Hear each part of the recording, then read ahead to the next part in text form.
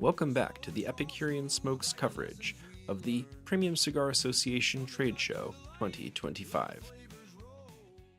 Everyone, welcome back to the channel. Steven here from Epicurean Smokes. Today, we're here with A.T. Field from A.T. Fields. So thanks for being here with us. I'm really excited to learn about your brand. Can you tell us about it? Yes, thank you for having me on. Like I say, my name is Antonius Fields, but everybody calls me AT. I've been doing cigars as a brand owner now for about 2 years.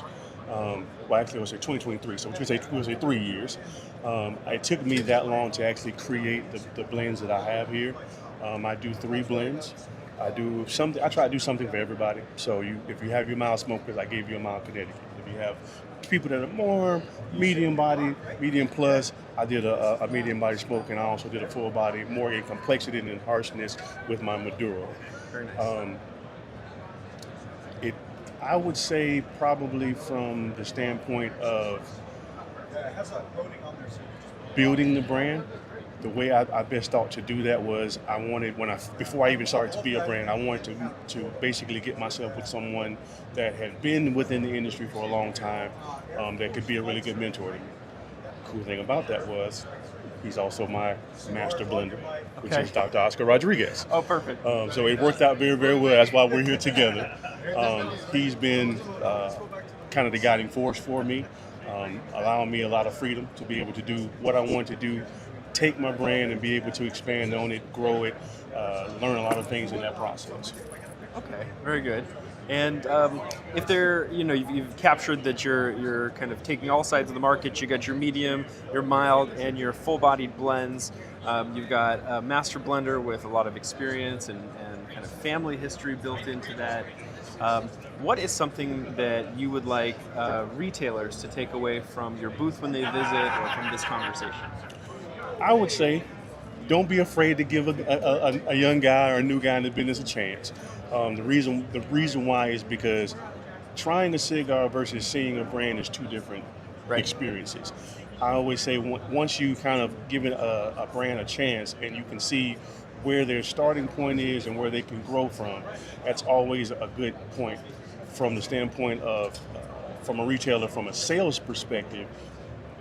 Because we are a 100% vertically integrated farm, we're growing our own tobacco, you can keep prices lower for you. So that in itself allows for your wholesale cost to be very, very advantageous to you. So from a retail perspective, when you go to sell at retail price, you can run your profit margins a little bit higher, but still keep it at a really good cost to the consumer as well. Okay, very good. And something that you might like consumers to know if they happen to be watching the interview. From the consumer perspective, always expand your palate. That was one thing that I learned. I started smoking cigars when I was about 22. I'm 47 now, so I'm a couple years into this. I was very, very naive I saw my friend smoking something, so I smoked that, and I never really went away from that. Then I started smoking with some guys that were more enthusiast aficionados in it, and they taught me how to grow my palate. Once I did that, I was like a small fire to turn into an inferno. I was able to basically try all the different regions, from Nicaragua, from Dominican Republic, from Honduras, Cameroon leaf, stuff like that. And what it did for me was I kept going back to the Dominican Republic. So for my palate, I like the complexity of the flavors that you get. I don't like something that's going to knock you out of, knock you off your feet too quickly. I wanted to be able to grow, but the flavor notes and flavor profiles to really, really come through.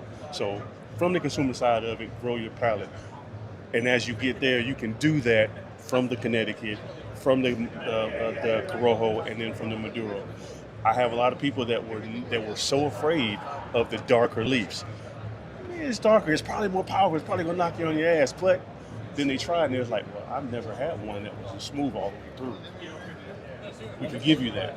When there's no pesticides, when there's nothing that you're fighting against, you're just having that love of that leaf, it makes it a lot easier for you. Very nice. Do you remember your first cigar? Actually, I do. It was, let me rephrase that. The first cigar that I ever had, it was a Nicaraguan and it was not a brand. It was not a. It was a. It was not a well-known brand. It was. Oh my God. My mind just went blank that fast. That's okay. We can come back to Yeah. it. It went blank that fast. I'm sorry. Here's another fun question I like to ask: is the Desert Island Smoke. If you could pick one cigar, could be from your portfolio or any other, and that would be your one cigar you could take on a desert island for the rest of your life, what would you choose? Oh, there's no doubt. It would be my Maduro. Your Maduro. Okay, By perfect. far. Yeah. Tell me about what creates that choice for you. For me, and this is very, very narcissistic, and I really don't care. It's got my name on it. I mean, There you go. if you're on a desert island and you start forgetting things, at least you can remember your damn name. I mean, that's always a good thing. But more than anything else, like I say, I love the fact that my Maduro is more of a double Maduro. It also has a Ligero binder. So the ash that comes off of this is just pristine. The construction of it is so good. You don't want it to ever go out, but when it does, you're hoping, God, let me make sure that I have at least 2 or 3 of them there so I can keep going. There you go. So yeah, this would be the one for me. Yeah. Very nice. Good choice. Good choice. All right. Well, I appreciate you taking the time with me today. Is there anything else you'd like to share before we finish? Keep smoking, long ashless, and if you want to taste of perfection, try the AT Field Selection. Sounds good. Thanks so much. Thank you, man. I appreciate it.